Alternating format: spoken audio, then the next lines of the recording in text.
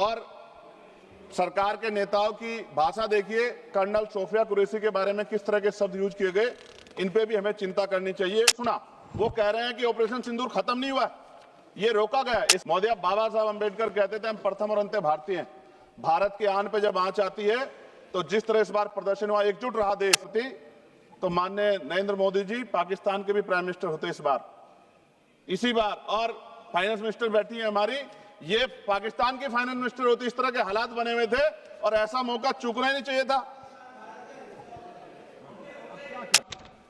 पीओक्यू लेने के बाद हमारे उत्तर प्रदेश के मुख्यमंत्री बार बार कहते हैं कि चुनाव में कह रहे थे 6 महीने के बाद पीओक्यू इधर होगा, सरकार बन की, जनता ने तो मौका दे दिया, कहां है पीओक्यू, क्यों नहीं लेके आए इस बार आप लोग? क्या सरकार ये स्वीकार करती है कि पहलगाम हमले में खुफिया तंत्र पूरी तरह विफल रहा है? यदि हाँ, तो कौन जिम्मेदार है और उसके विरुद्ध क्या कार्रवाई होगी?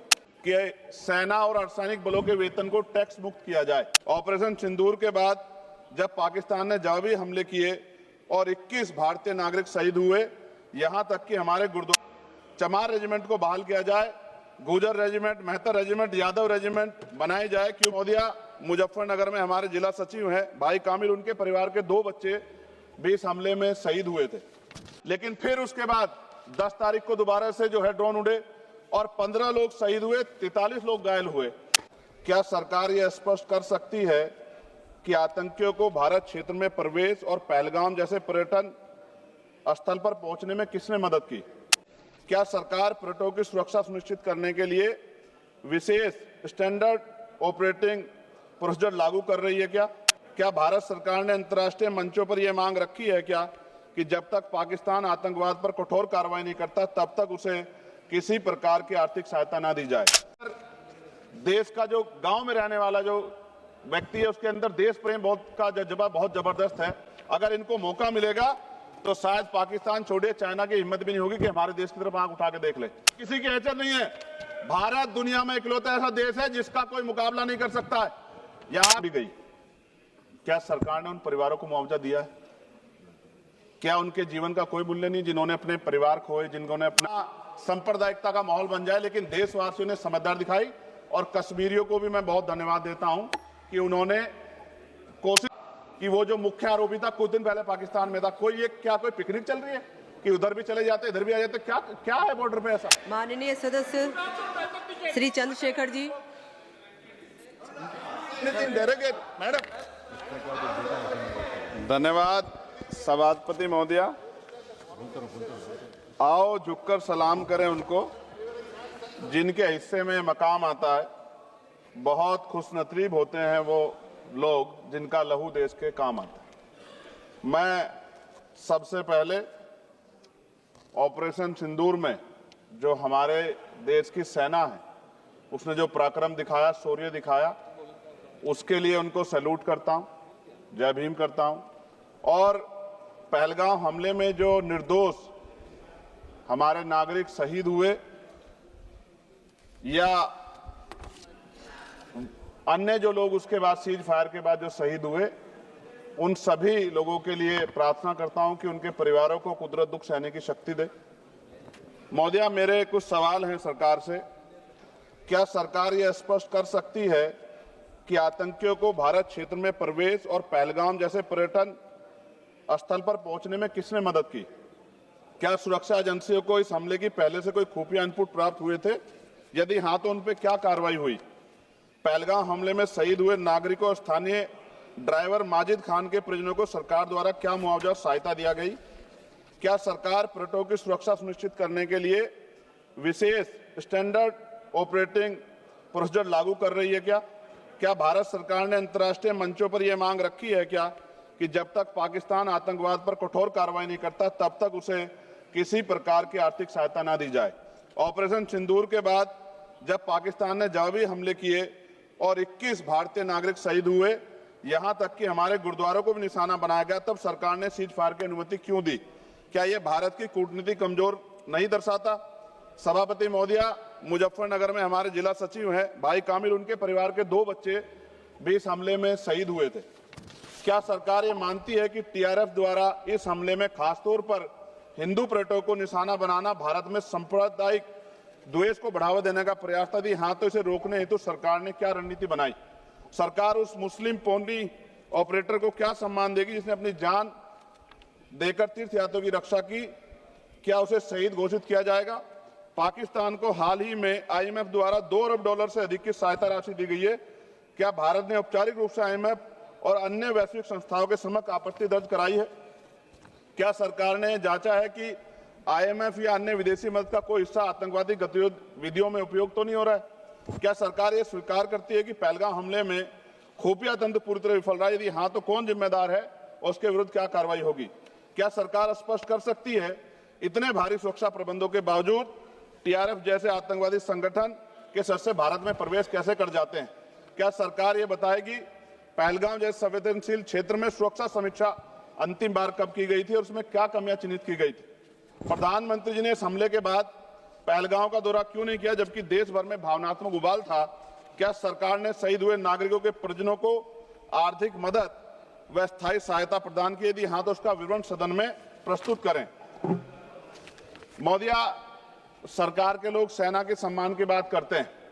इस घटना के बाद सेना के जवान अमरनाथ यात्रा की ड्यूटी पर जा रहे थे, ऐसी रेल दी गई उनको जिसकी हालत बड़ी खराब थी। सेना के जवानों ने मना कर दिया कि हम इस रेल में नहीं बैठेंगे। 4 दिन बाद बदलनी पड़ी। और सरकार के नेताओं की भाषा देखिए, कर्नल सोफिया कुरैशी के बारे में किस तरह के शब्द यूज किए गए, इन पे भी हमें चिंता करनी चाहिए। देश की सेना के लिए मेरी मांग है मोदिया कि सेना और अर्धसैनिक बलों के वेतन को टैक्स मुक्त किया जाए, बैटल ऑफ ऑनर से सम्मानित, क्योंकि ये इस समय ऐसा विषय चल रहा है कि देश की सेना पे हमें गौरव है, गर्व है, लेकिन जिस तरह से आतंकवादी गतिविधियां बढ़ी है, मेरी मांग है कि बैटल ऑफ ऑनर से सम्मानित चमार रेजिमेंट को बहाल किया जाए, गुजर रेजिमेंट, मेहतर रेजिमेंट, यादव रेजिमेंट बनाई जाए, क्योंकि देश का जो किसान का मेरा उसके अंदर देश का जो गांव में रहने वाला जो व्यक्ति है उसके अंदर देश प्रेम का जज्बा बहुत जबरदस्त है। अगर इनको मौका मिलेगा तो शायद पाकिस्तान छोड़िए, चाइना की हिम्मत भी नहीं होगी कि हमारे देश की तरफ आंख उठा के देख ले। मोदी, बाबा साहब अंबेडकर कहते थे हम प्रथम और अंत्य भारतीय हैं। भारत की आन पे जब आंच आती है तो जिस तरह इस बार प्रदर्शन हुआ, एकजुट रहा देश, सारा विपक्ष हो पक्ष हो सब एकजुट रहे, ऐसे हमें एकजुट रहना चाहिए। अगर हम एकजुट रहेंगे तभी हम आतंकवादियों से लड़ पाएंगे। मोदिया, 1965, 71, 1999 के युद्ध में किसी भी अरब देश ने पाकिस्तान का साथ नहीं दिया था, लेकिन आज एक भी अरब कंट्री हमारे फेवर में नहीं खड़ी। क्या हमें अपनी फॉरेन पॉलिसी पर नहीं सोचना चाहिए कि ऐसा क्या हो गया कि हमारी राजनीतिक जो भारतीय की लोकल राजनीति है, इसके चक्कर में क्या हमारी फॉरेन पॉलिसी या हमारे मित्रों को के मन में पीड़ा तो नहीं पहुंच रही है? पाकिस्तान ने कहा और आपने मान लिया, और आपने सीज फायर का आज रक्षा मंत्री जी को मैंने सुना, उन्होंने कहा भाई, उन्होंने कहा कि महाराज हाथ जोड़ते हैं, छोड़ो, उन्होंने कहा और आपने मान लिया। लेकिन फिर उसके बाद 10 तारीख को दोबारा से जो है ड्रोन उड़े और 15 लोग शहीद हुए, 43 लोग घायल हुए। हम अपने आम नागरिकों को क्यों, जबकि हम मान रहे हैं, मैंने रक्षा मंत्री जी को सुना, वो कह रहे हैं कि ऑपरेशन सिंदूर खत्म नहीं हुआ, ये रोका गया, इसका मतलब हमें खतरा है कि दोबारा भी हमला हो सकता है, पाकिस्तान अपनी हरकतों से बाज नहीं आ रहा। तो हम अपने आम नागरिकों को और सेना के जवानों के जीवन को खतरे में क्यों डाल रहे हैं भविष्य में?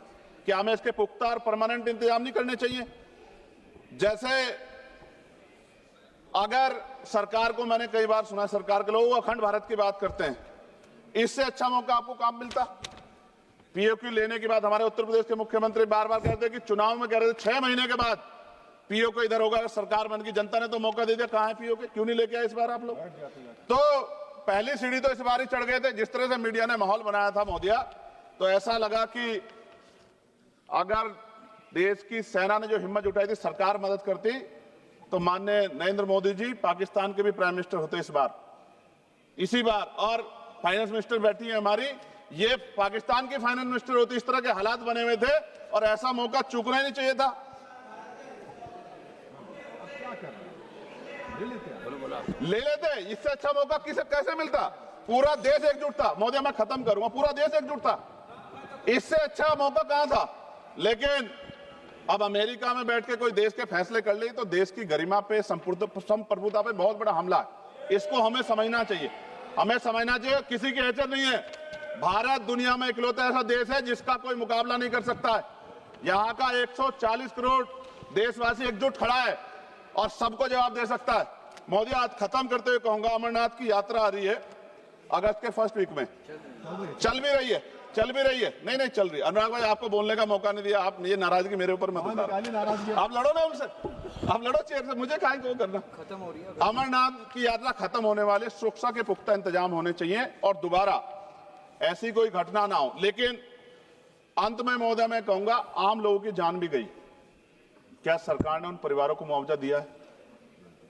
क्या उनके जीवन का कोई मूल्य नहीं? जिन्होंने अपने परिवार खोए, जिन्होंने अपना घर का बेटा, पति, घर का कमाने वाला खो दिया, उनका भी तो अधिकार बैठता है। सरकार ने क्या मुआवजा दिया, इस बात की जानकारी भी सरकार को पटल पर रखनी चाहिए, सामने रखनी चाहिए। और अंत में मैं धन्यवाद दूंगा भारतीय सेना को और भारत के का जो प्यार है कि पाकिस्तान और आतंकवादियों के भरसक प्रयास था कि यहां सांप्रदायिकता का माहौल बन जाए, लेकिन देशवासियों ने समझदारी दिखाई।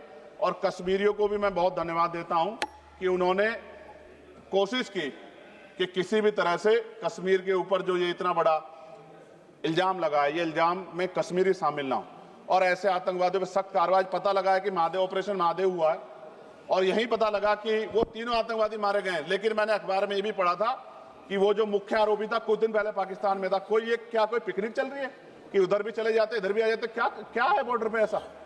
ये बताना चाहिए ना देश को। मैं आपका धन्यवाद करूंगा और भारत की महान सेना को मैं बधाई देता हूं, उनके लिए मंगल कामना करता हूं। जय भीम, जय भारत। महोदय धन्यवाद। माननीय सदस्य श्री एन के प्रेम